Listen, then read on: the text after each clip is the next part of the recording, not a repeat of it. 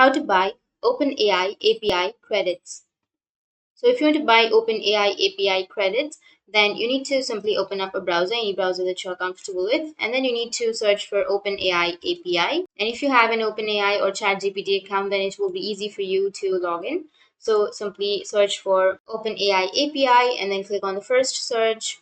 Here you can go with continue with Google and then choose your account, continue. And once you're here, now what you need to do is simply go for the upper left, and then here you will have a settings option. Simply go for settings, or you can simply go with the upper right, which has that settings option. And here on the left side, you will have billing option.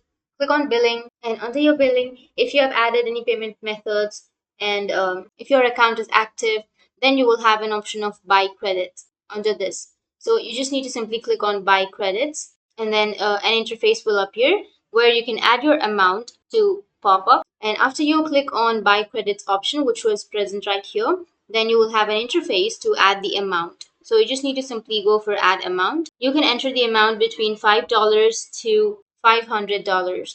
And after that, you can add your payment method. If you have not added your payment method, then you can go for add payment method, or you can add the payment method which has already been added, and then you can click on continue.